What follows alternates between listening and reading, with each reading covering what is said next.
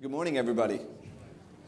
So given that we've just seen Mr. Pinker, I'd like to start by saying we have an enlightened panel next to us today. If I can just very quickly do introductions. To my right, Hind Al from the Knowledge and Human Development Authority. She is the Chief Officer for Creativity, Happiness and Innovation. Yeah, exactly, right? Yeah. Then in the middle, we've got Simon Thacker there from the World Bank, who is an education specialist and who covers our region. And then finally, to the furthest right, we've got Safal Kugali, who is the Global Education Practice Manager from the World Bank as well. In terms of the structure for today, what we will do is we will get some opening remarks. Simon has promised me he's going to keep his synthesis of this report, which is obviously Collaboration Road, Dubai's Journey Towards Improved School Quality. He's going to give us opening remarks and take us through the presentation for about 10 minutes. Hind will then naturally provide KHDA's perspective, as they are the regulator for Dubai. Then I will frame a few questions for our panelists, and if we have time, we'll try and come to the audience, a number of whom are media, because I recognize them, for questions. So with that, Simon, if I can leave it up to you. Thank you so much. I'm going to stand down here and talk because I don't want to fall off the stage. Let me just see if this is working. Yes, it is. Great. So Dubai is a remarkable city from an educational perspective. The 9 out of 10 students are in private schools. And those private schools cover 17 different school systems, at least 17 different school systems. So it's really, as you see all the systems, it's really a world in a city. And just 10% are in public schools. Now, the other thing, Dubai is booming. You've seen construction everywhere. This also affects the sector.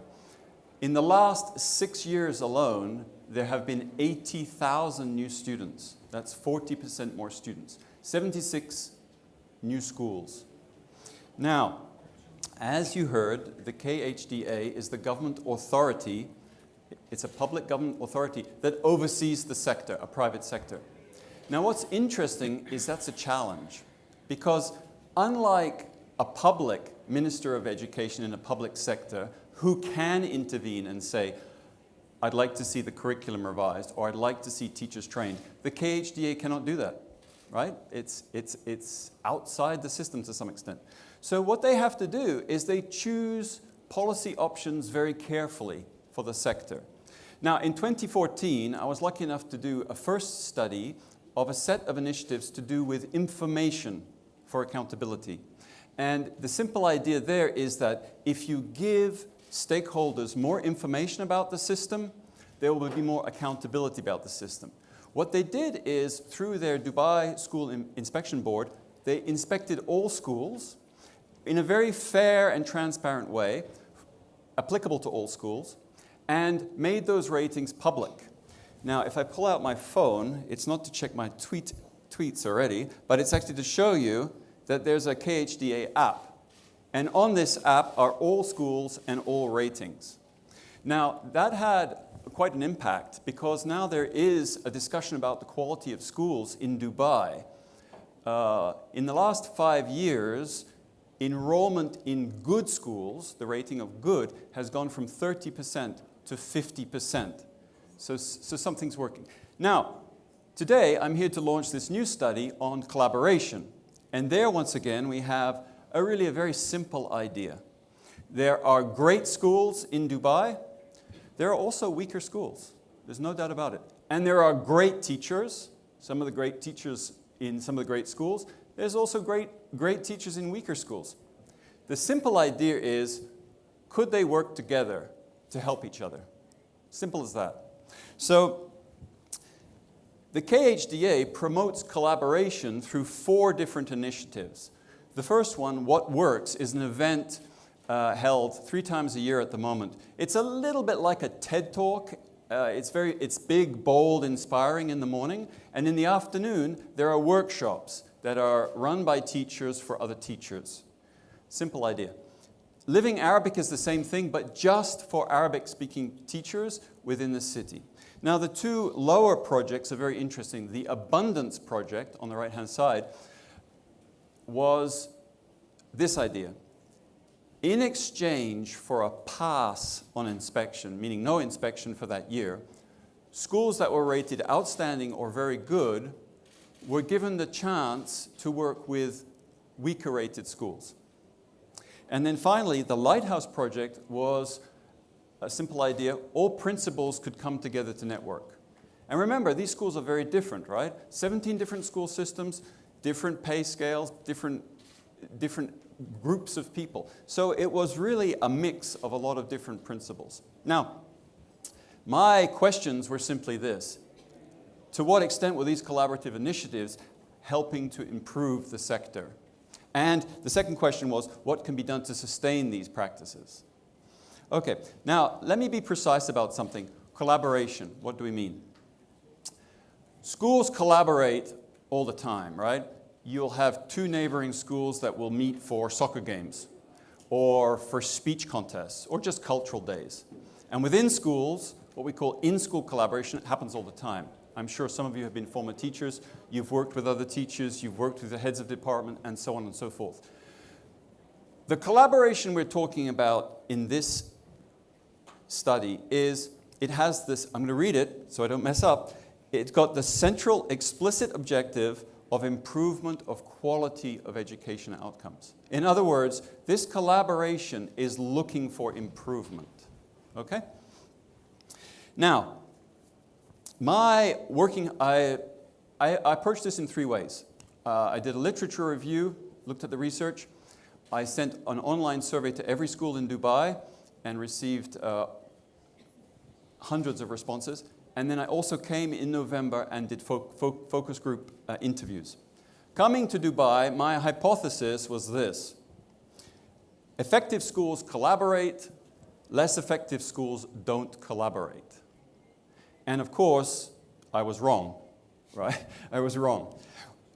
From the online survey, what we actually found is that there's a lot of support for collaboration of all kinds. School leaders know the importance of collaboration, teachers recognize the importance, and they do a lot of collaboration on their own. And particularly in the second point there, they use online resources more and more. There are WhatsApp groups, there are other groups that form between different people. One of the limitations to collaboration here in Dubai was, in fact, a lack of time. As you know, teachers are very, very busy people. Where are they going to fit this collaboration in, right? And one of the very interesting findings, in fact, was only 55% of respondents from the online survey had ever participated in the KHDA initiatives. So that was an interesting finding. In November, I came, and as I said, I interviewed teachers and school leaders in different schools across the city. Once again, I was seeing the same thing, and it was very interesting. I saw a lot of collaboration in some schools. In one school, I can name it, the French school, there was almost no collaboration, and the vice principal said, no, in fact, our teachers here believe in what's called liberté professionnelle, professional liberty. They do as they please. Whatever is effective works for them. So that was very interesting again. And in fact, I have an interesting graph for you. This is a World Bank presentation, so we have to have lots of these. This is actually from Andreas Schleier's new report called World Class. You may have seen him yesterday. This is from the Thales survey of teachers, showing their habits. What do they usually do? Now remember, at the beginning of the presentation, I said Dubai is a world in a city, right? So let's look at how people work around the world. Well, very interestingly, as you know, two of the highest performing countries in the world from the OECD are Korea and Shanghai. And there, what we're seeing is in the kind of beige color, learning networks or collaboration. Teachers do a lot of collaboration in these countries. So this was my hypothesis, right? Well, collaboration occurs, and so that's effectiveness. But look at this. Finland.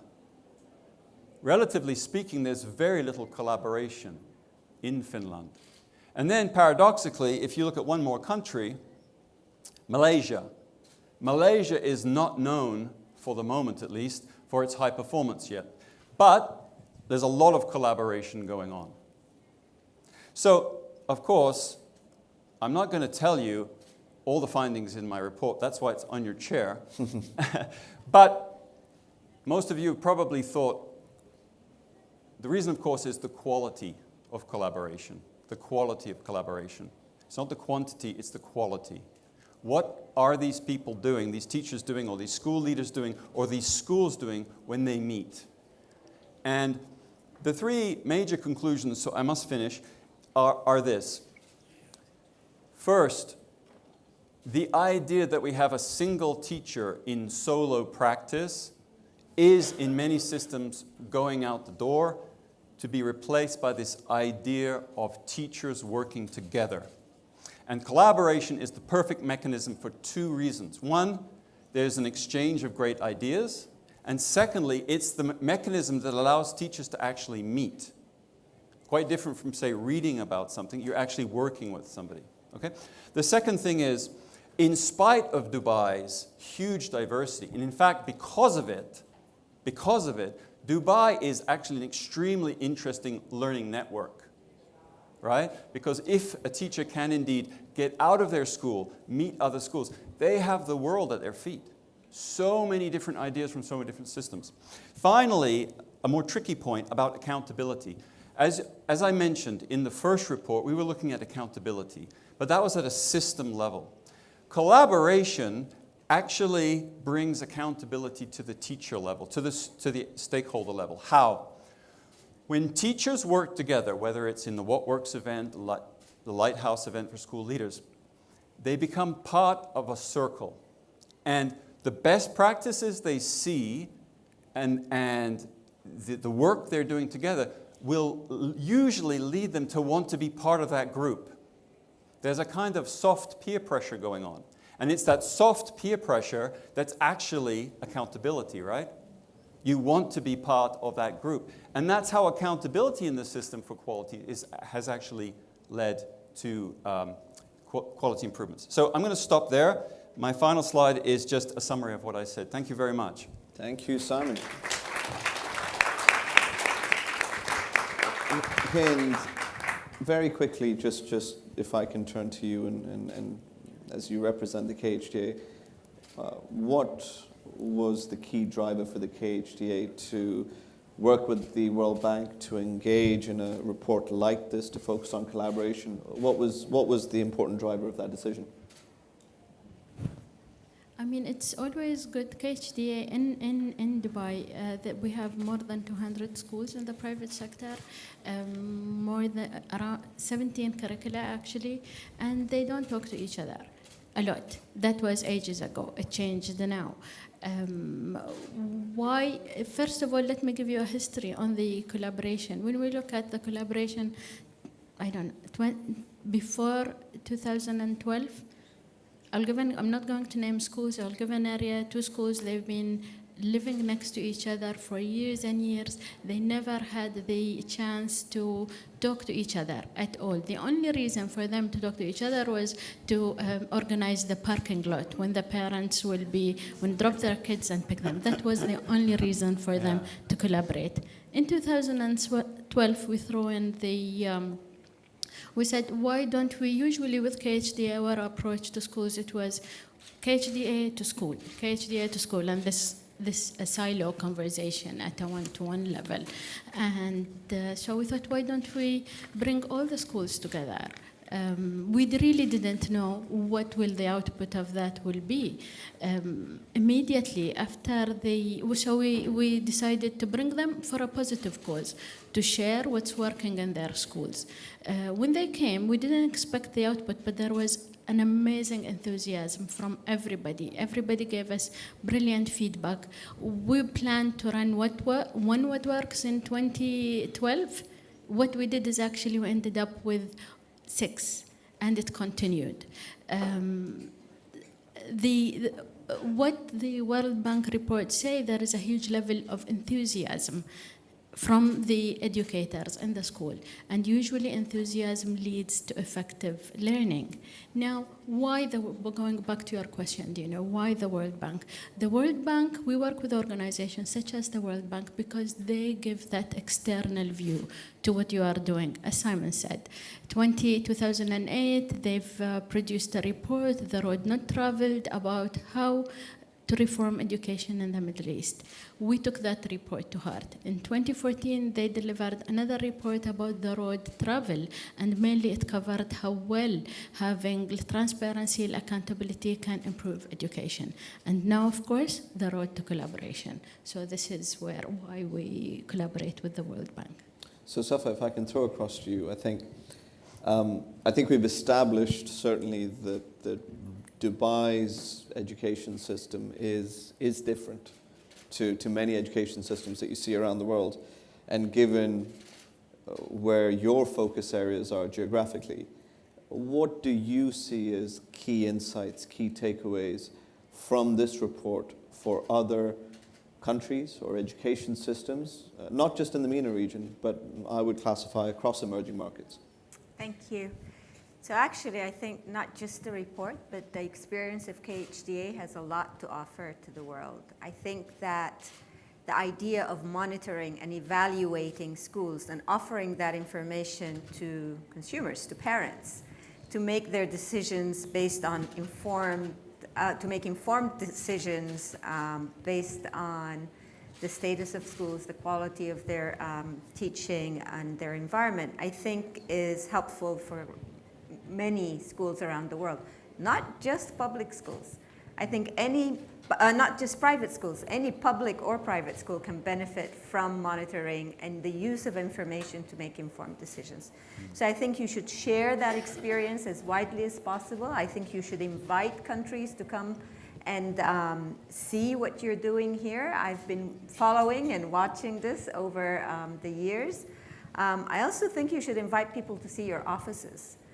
Because just the way you collaborate amongst yourselves is sort of living practice of how close collaboration and exchange can foster ideas.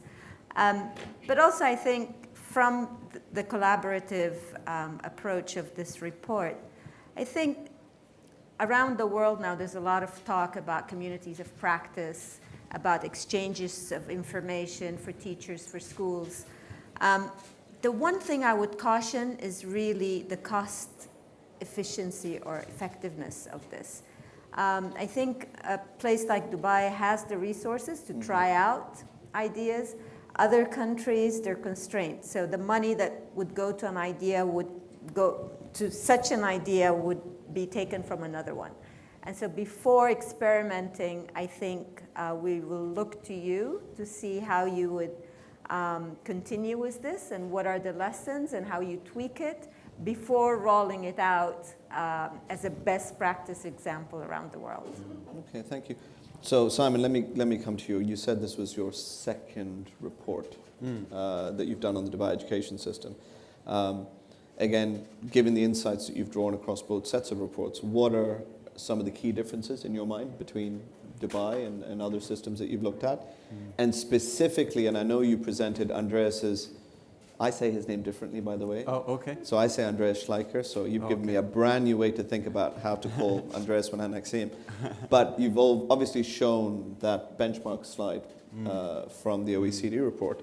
Actually, when you address collaboration very specifically, what are the nuances that are different here compared to perhaps other markets that you've looked at where you've examined collaboration very specifically? That's interesting. So first of all, as I said, Dubai is unique and extreme. It's really an outlier.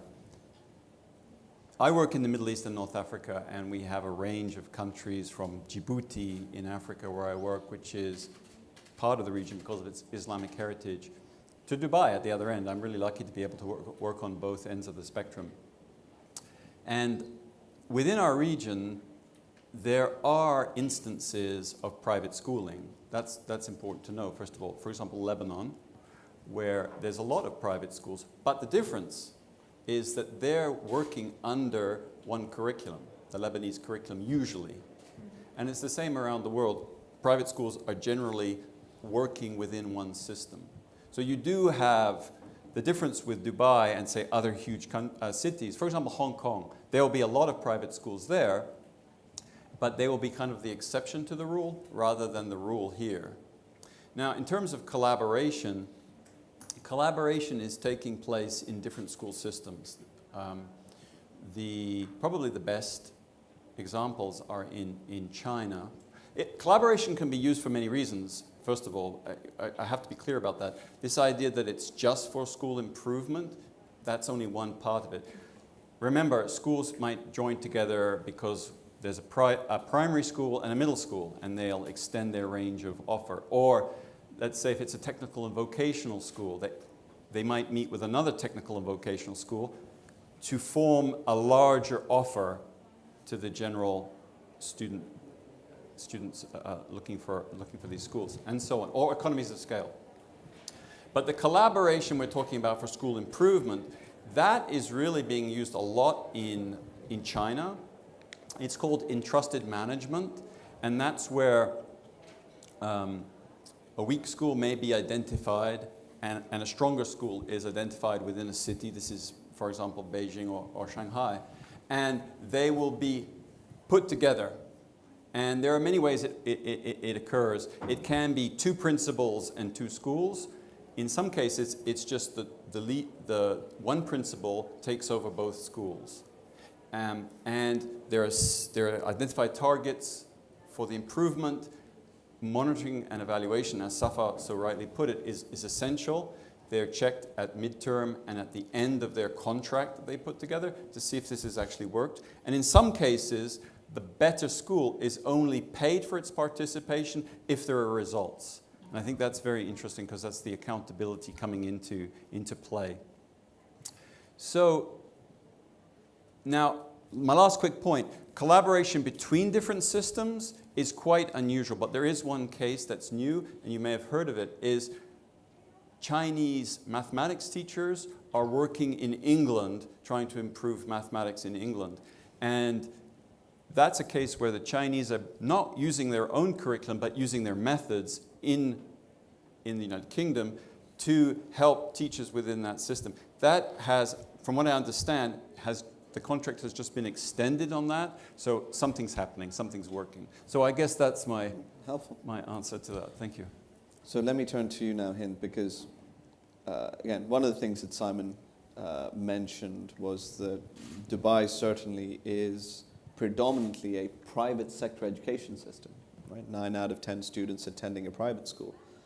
When you talk about a private system, and obviously I represent a private system within the system, we are fiercely competitive. Fiercely, as you would expect private sector in any sector to be. What has allowed the KHDA, or what has allowed our ecosystem to perhaps seek and look to collaboration and prioritize collaboration over competition? Yeah, it's a very good question. And this assumption was there. When we first started with what works, I mean, everybody said, why would school collaborate? They are competing with the inspection or whatever. So it's probably I'll be better if I keep my own knowledge. But this is not the reality when we went to it. And probably it has something to do with how special Dubai is. And as Simon says, it's a very unique situation. People in Dubai are here by choice. And they've chosen to be here, and they're happy to be here, and they want to give their best to be here. So probably this is something that should be taken into consideration when we look at collaboration. Again, when we look at collaboration a little bit closer, we find that both collaboration and competition are just 2 sides for the same coin. I mean, both will take you forward. Competition will take you forward on your own. Collaboration will take you forward, but as a community or as a school. I'm sure you know the phrase that says, if you want to go fast, go alone. If you want to go far, go together. And this is what Bay aims for. It wants to go far. I'm going to give you another one, only because I'm so intrigued by the title that you hold at KHDA. creativity, happiness, innovation. The KHDA, Dubai, and the UAE have focused on well-being. Right? Well-being is important for our nation and for our country. How has well-being played into the theme of collaboration between schools? Yeah, good question. Thank you. There is a huge component of well-being in collaboration. It's built in. When we look at the individual, definition, not the definition of collaboration in this report, but in general, when I looked up the definition of collaboration, it's about two people coming together or working, you as an individual, working with someone to produce something. So this action of collaboration, it triggers two things. First of all, you connect with other people, and this is a huge trigger for happiness and well-being. And also, it's a give and take relationship. And when you give, again, it's a trigger for happiness. So it leads to that. Based on the, KHDA ran an adult well-being census in 2018, and based on the results of that census, there is a link between collaboration. So there is teachers who are collaborating are more likely to be thriving in their schools, and there is a link between collaboration, of course, and the reported well-being by teachers. So there is a very strong link between the two. Excellent. Safa, over to you just very quickly. I believe you're launching a report later today on education reform, and this is across the Middle East, am I right, or is Yes. it? So, given that report, again, are there any relevant projects, initiatives, insights that you think would be important for the gathering in this room to understand or to know about? So thank you, but before I answer your question, I actually just wanted to comment. I thought the title of the report could have been From Competition to Collaboration. Which is precisely the question you had raised. But a couple of months ago, we went to Silicon Valley to see why is it that in that concentration there's such innovation. And one of the things that a lot of people repeated is we collaborate, which was quite surprising. And they basically sit in cafes, and someone will have a formula and will be working on it. Someone will come and sit, and they'll discuss it, and they just share the information because they're very passionate about doing something, and they recognize that by collaborating and sharing that information, it would grow. And so I think you're on the right path in doing that. Now, about my report, it's called Expectations and Aspirations. And it's about education in the Middle East and North Africa. I think what's new about the report is that it looks differently at why this region has not been able to achieve its full potential in education. I'm not going to tell you why, because I want you to attend the session. But I think it touches on what we heard this morning, especially from His Highness the Minister of Tolerance, about a global family, about how we look at things. We need to go beyond the technical issues that are holding back education and really think deeply, what are the norms, what are the mindsets that are holding us back? So this is just a teaser to have you all come and attend the session. Excellent. Look, we're running a little ahead of time, which is amazing to me. So I'm going to give some opportunity to our audience to ask questions. We'll try and make it interactive. If you can just introduce yourself, and then make sure you give us a question. Otherwise, I will hold you to task. In days past, I used to be a judge when we used to have these debate chambers. You would have seen me do it. So if it isn't a question, I'm going to stop you. Got a hand in the back?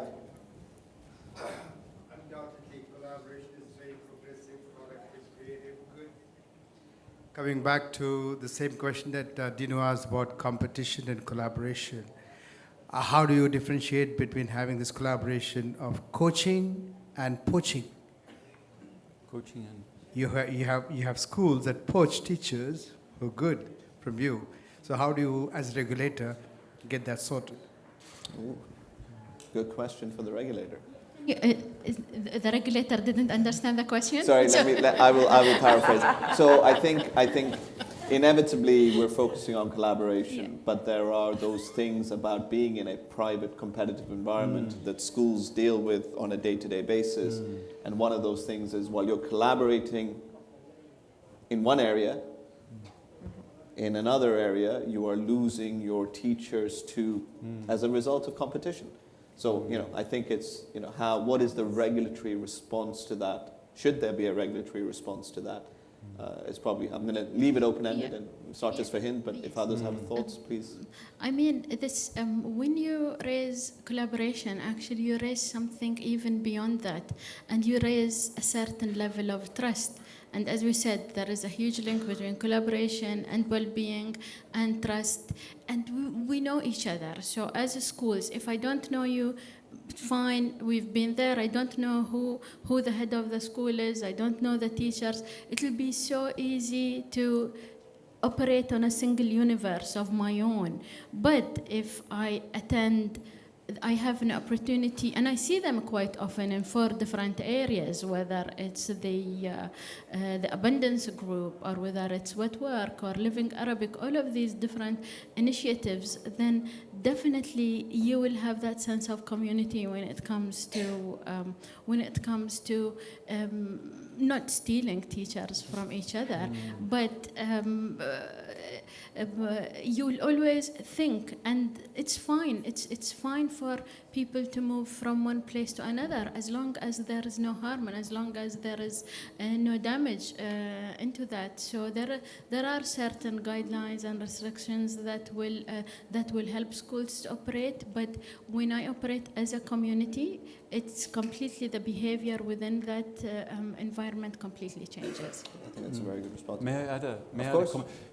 When I interviewed schools in November, the overwhelming response was that they wanted to work together. Only one comment came about this concern with competition. It was really the exception. Many of the schools in Dubai actually said something very interesting. They said, we've come to Dubai, we want to be part of Dubai, and we want to give back to Dubai, which is very interesting, right? Because you don't have to. You could come and operate as a school, but you wouldn't have to. But this sense of good neighborliness was clearly apparent. They recognized that there were weaker schools nearby. They wanted to do something out of this sense of community. That was very interesting. And then the second point I just wanted to raise is there was many more benefits to collaborating than not collaborating. One of the other points that was made by many schools was that there are many issues in Dubai that need to be understood by each school. For example, compliance with new rules coming from Abu Dhabi, from the federal level. And schools needed to get together to understand what that meant for their school. And they were perfectly happy to discuss these things together. In fact, they were very pleased to discuss them to understand what was needed. So, as I said, it was very exceptional to hear this concern about competition. Maybe it was just polite and they didn't want to say it, but I really didn't have that impression. Let me go to Pablo. Pablo, to you here in the front, and ma'am, I'll come back to you in the back over there, and I'll come here afterwards. So I've got 3.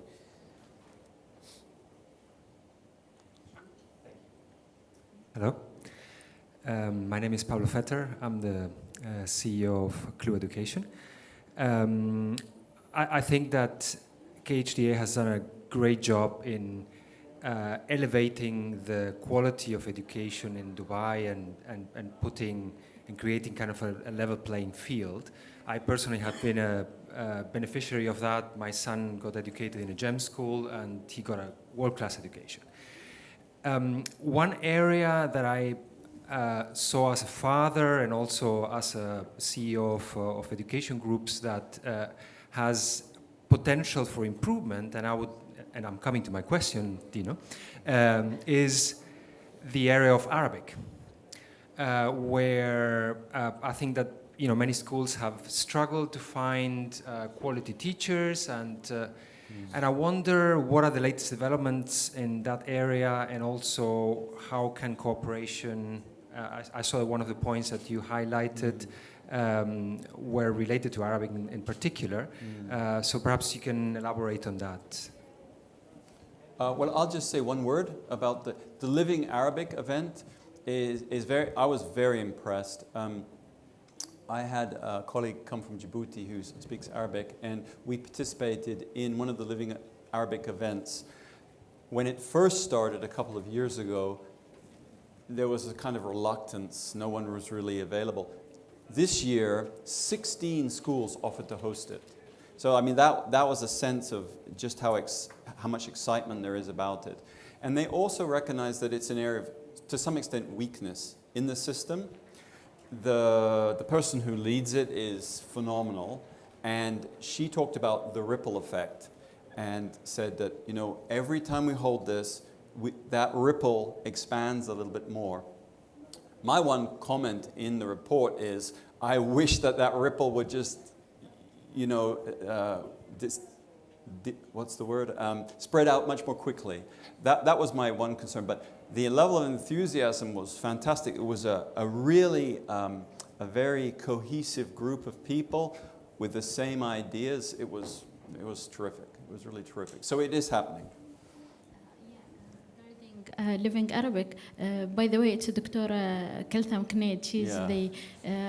She's the driving force behind the Living Arabic, and it's extraordinary, the event itself. Not just because, I mean, now is the offer of 16 schools to host it, but actually it happens on Saturday, and it's usually packed with Arabic teachers who come in to learn from each other. And it's not only that, they are teachers, and now at the moment they are becoming action researchers, where they are reflecting on their own practices and improving. So we know that this collaborative initiative will take Arabic in Dubai to a different frontier. It just needs a little bit more time. The lady over there, if you could raise your hand, ma'am, just at the back. Yeah, and then the lady can bring the mic to you.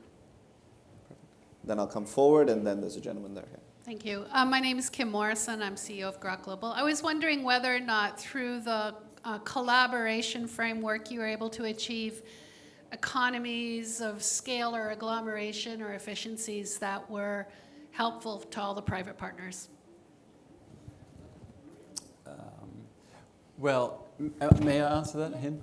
I wouldn't say that it was an intentional economy of scale. It's not like this is not a formal set of collaborative initiatives. This is really, the KHDA, remember, can't intervene. I think that's the word we have to keep in mind. So they're proposing these platforms, right? What Works is a kind of resource platform. The Living Arabic is a resource. If you'd like to come and join, you may.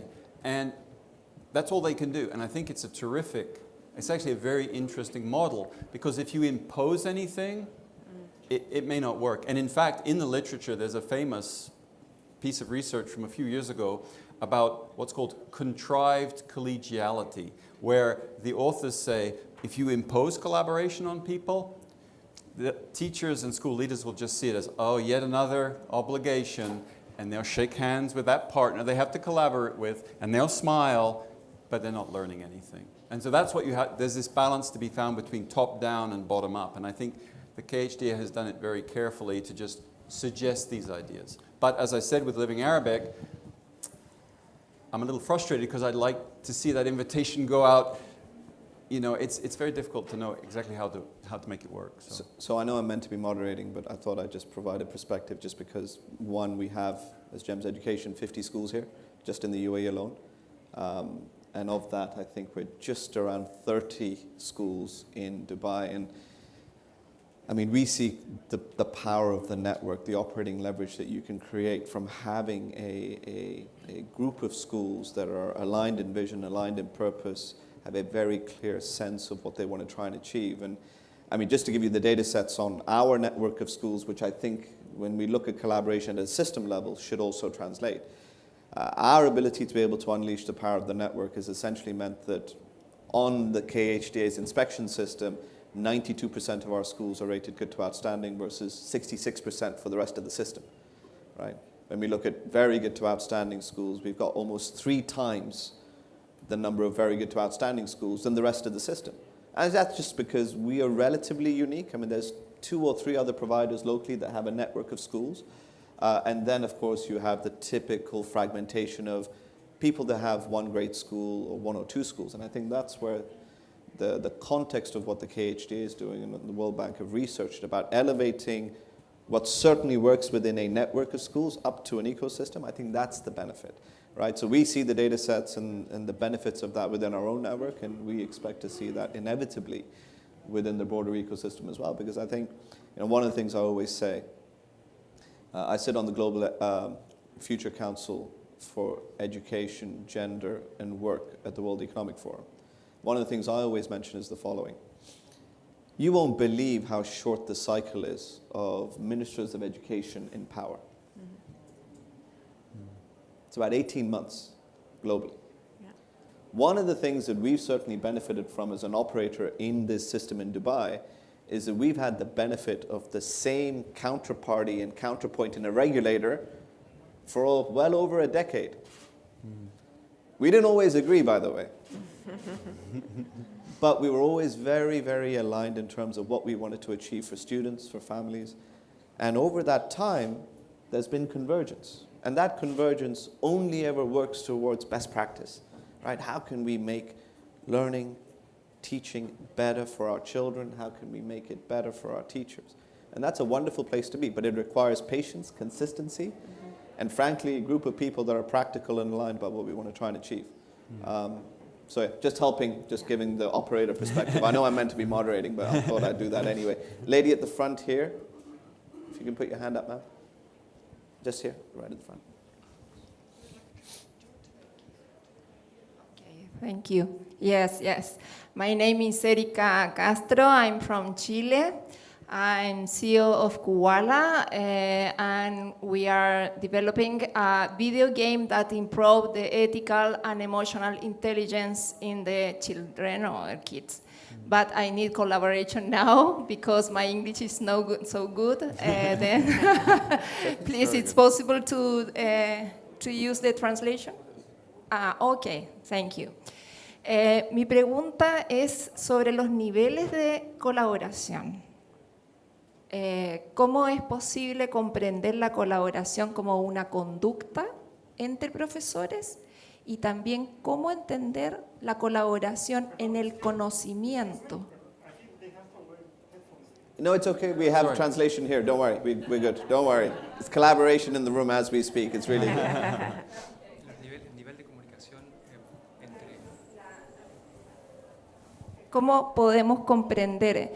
The collaboration is a behavior between teachers.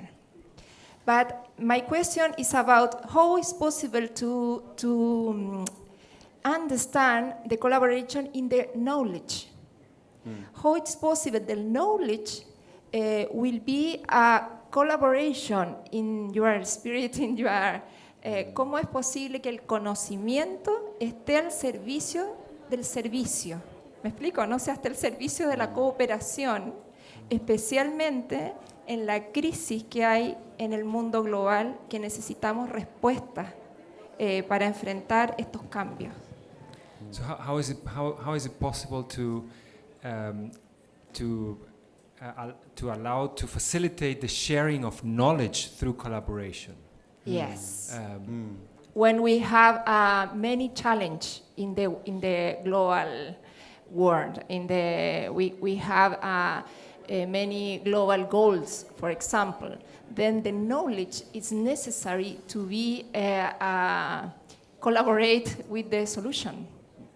How it's possible the kids to learn the knowledge, but to ask the service at the war, at the global goals.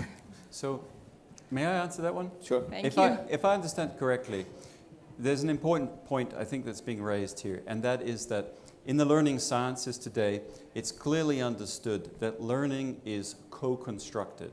That's a fancy term for meaning that a student will work with somebody, either the teacher or their parents or another student, to learn something together. That's collaboration, right? And one of the points that I find very interesting is it's very ironic somehow that teachers know how to create an extremely rich collaborative experience for their own students in class through group work, discussion, and so on. And yet, when it comes to teacher professional development, professional learning, we're still on this old model from the 19th century where the teacher goes to a hotel and listens to a speaker, right? So, coming back to your point, the reason why we're moving away in many systems today from this single teacher in solo practice to this idea of a collaborative inquiry is because it's a learning situation, both for the teachers and so on. And as you all know in the room today, what do we do at work? Who works on their own for the whole day? Nobody. Absolutely nobody today.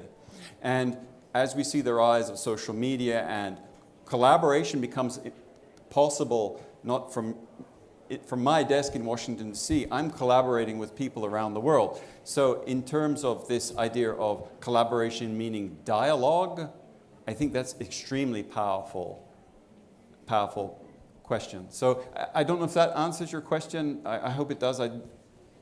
That's what I would say. Yes. Oh, sorry. No, after you. You were going to say something? No, it's about the knowledge. How it's possible the knowledge it's collaborate with the problem around the world. For example, the water, the change, the climate change. So sustainable development goals. Yes. How the kids learn about the conscious with a social conscious. So I think that is a function of, okay, so can I try that one? if I can, because it's a very philosophical question. But so I think there's a couple of things. I think when people talk to us about, what is relevant for our young people to learn, what is important? The reality is this: the world is changing faster than you can imagine. I would argue that most curricula that are taught today across the world is not relevant, because the world is moving faster. So do I think fundamental analysis and assessment of what we should be teaching our children, we should be doing today? That's paramount. But beyond all of that, what are you trying to leave your children with?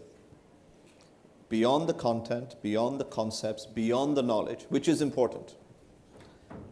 You're trying to ensure that our children come out with the right values, a love of learning, the ability to be able to make the right choices in a rapidly changing world, right? How do you choose to do the right thing? Because that's what they're going to have to navigate. We're not going to be able to tell them everything because we ourselves don't know what's down the road. But I think values, humanity, you've heard a lot of the things, that sense of a global community. These are the things that you're trying to inculcate in your young people, beyond the concepts and the knowledge and the science. Those are important, and they will rapidly change, but you're trying to give them that anchor. Hopefully tries to address your question. We have time for maybe one question. And I think there's a gentleman there in the middle that put his hand up first. Sorry, we weren't able to get to everybody. My name is Professor Soni. I am the Minister of Education. And I'm following the discussion. In a country where you have very good teachers, for example, or very good school leaders, and you have the intermediary level, not so good, and you have a lower level, not good at all. You have the privately run schools, you have the publicly run schools. The compensation pattern is not too different. The collaboration that we are discussing now, at what levels will you suggest would be most effective? At the teachers level? At the school leadership level? Of course, at the administrator level, we don't have a problem. The challenge we have is the competition part of it. A very effective teacher in school one could be influenced to shift to school 2, depending on the collaboration across that line with someone in school 2 whose influence is greater than he in school 1. For a country like that where you don't have everything you need, how do we proceed with this collaboration? What is safer that we can do with little threat to shifting between public school, good teachers, to private school that can pay a little bit more? It's a very good question. If I may, I'll answer that quickly with an example that I saw in Burundi, which is a country in East Africa, as you know. There, small schools are not that close by, but there's a lot of little schools. And every Sunday morning, teachers would walk to one particular school where they would be hosted to discuss what they had done during the week. I think that's an extremely simple, low-cost, low-tech initiative that starts, it's a great first step. It's simply discussion about what's going on. When I was a teacher, I didn't know what my colleague was doing in the next room over. It's astonishing. It's astonishing. But that beginning of a discussion is a very good thing. And then, of course, at the school leader level, we have a project in Djibouti, and we're proposing that school leaders work together in triads, 3 together, just to simply touch base every 2 or 3 weeks to say, how's your school running? It's that discussion that's so important, right? And there's a final comment. There's a professor out of Michigan who says one of the most important things with professional development is we give people a language to communicate, right? Because usually as a teacher, you're just doing your thing. You're busy, you're doing your thing. You don't have time to stop and think about it, and you don't have the language to discuss it with somebody. So I think that's what I would suggest. Can I actually just add to this? Because I think this is important, and this is a lesson that can be drawn from what KHDA is doing. So simply, I think people intrinsically like to collaborate. I don't think that's something that someone has to acquire. But it's just facilitating that collaboration in some manner by raising awareness, by making platforms available. These platforms don't have to be digital and expensive, but the church, the mosque, the center in town where people, encouraging the teachers to talk to each other. Yeah. I think they already do, where there are teacher unions, they do talk, they collaborate for things that benefit them. Just encouraging them to take it a step ahead in terms of, well, how do you teach that lesson? And finding ways of sharing that information, I think, can help them learn from each other more. Yeah. I'm seeing in Egypt, for example, they're using technology to try and bring the teachers together so that a good teacher can be on a screen in a school in a remote area and then teach a lesson that other teachers can see. So I think there are plenty of examples that one can learn from. Absolutely. So now we're out of time, and I'm getting a signal. Thank you to our esteemed panel. We really appreciate your insights. If you could join me giving them a round of applause, please. Thank you very much. Thank you, everybody. Appreciate it.